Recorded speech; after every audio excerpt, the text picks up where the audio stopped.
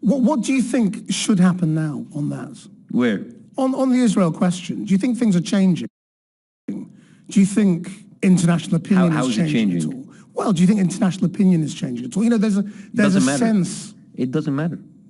It doesn't matter. That's the second question, but yeah. It doesn't matter. That's it exactly. Does it change? Maybe. Does it matter? No. Because what people don't like Israel now? Do they care? Well, have they slowed down the killing? No. Have they stopped killing people? No. Have they stopped violating every single international law article? No. Does it matter? No. Will it change anything? No. They don't understand but one language, which is power and force. And there's no pressure or power from the United States, which is their own sponsor.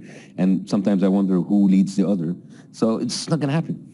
So I'm just trying to get to the cynicism that you have about people's ability to change the world. My cynicism? You see, on the one hand, you talk about, people are right to sort of complain and people are right to want better. I mean, they could complain. But on the other hand, you sort of say, well, nothing really changes. Do you think they're going to make it? Yes, they can complain. But listen, there's two different things. They have the right to complain. Your question is, will that change the world? Yeah. And I say, I don't think so. But at the same time, I cannot tell them not to complain. It's not really mutually exclusive, right? It's you can have both. Look at me, for example. I go and I complain about what Israel does. Does that change anything? No. Do I keep doing it? Yes. Why? Because I have nothing else to do.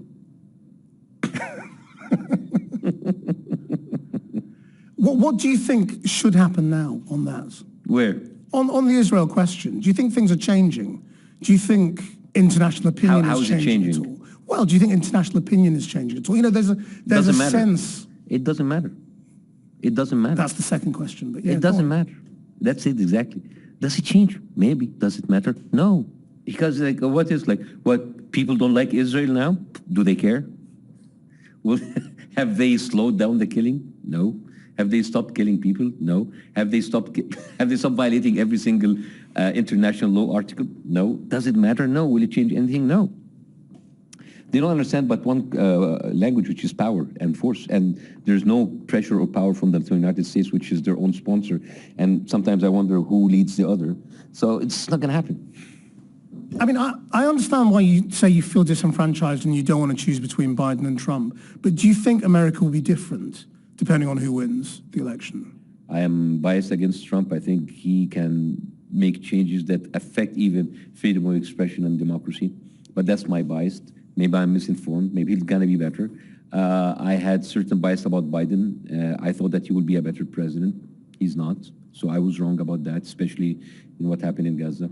I don't know. I honestly, like, this conflict has been very emotionally demanding, that I can't even imagine what America would be under either of them. The conflict in Gaza, you mean? Yeah. Can you tell me a little bit about that? I mean, in what way is it emotionally demanding for you beyond the obvious? I mean, the thing is, remember when 3,000 people killed in October was too much? Now it's 30,000. It doesn't matter now. 100,000, it doesn't matter. 300,000, it doesn't matter. We've been lectured by the West for so long about the values of humanity and the Declaration of Human Rights, and then we just see that doesn't apply to us. So kind of you feel that maybe our people are very cheap and they don't matter. And it doesn't matter how many people were killed. What do you mean by our people? Palestinian people. I mean, at the end of the day, we're Arabs, right? Because if it's not, because we're all linked together, Arab, Muslims, Middle Eastern, whatever, And I wonder, what will happen if my daughter, grows up and put a Palestinian keffiyeh and goes on a demonstration when she's 20 years old? Would she be arrested for being a terrorist? I don't know. This whole thing, stacking the whole world opinion against us and making the whole world accepting that we just die in huge numbers. I don't know. I didn't hear about any other population that lost 2% of its population in less than 6 months. I didn't hear about that. And it's happening right in front of our eyes and nobody's caring. Nobody cares. We're just talking about it. When you say nobody cares, yeah, what would you have to do to show that you care? Me? Not any other person. Me. People in power, United States. You have to stop Israel. And I'm gonna say this, I'm gonna repeat it in every single interview. If the Gaza war stops today, you know what's the worst thing that could happen? people will congratulate and praise Israel for stopping the war now, instead of holding it accountable for the stuff that's done for the past 6 months. This is the scary part. They might even give a Nobel Prize, Peace Nobel Prize to Netanyahu for just stopping 30,000 people. If the war stops today, people will praise Israel for self-constraint.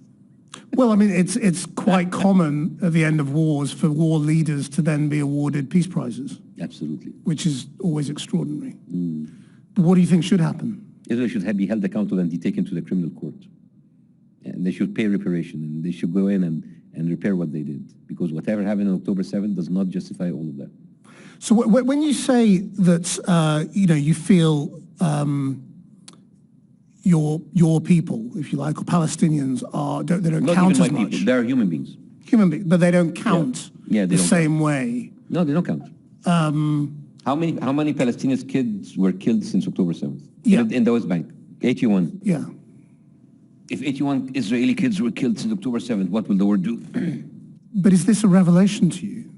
No, it's not a revelation. We know this all along, but when you see it, You're happen confronted by it right now. practically, because we know we did it. We don't matter. We know that our lives doesn't. It's not that valuable. We understand that. We've seen this a long time ago. Like, when 11 people from Charlie Hebdo were killed, which is terrible, of course. Everybody used to be Charlie, and then the world leaders went to Paris. 11 people, but 30,000.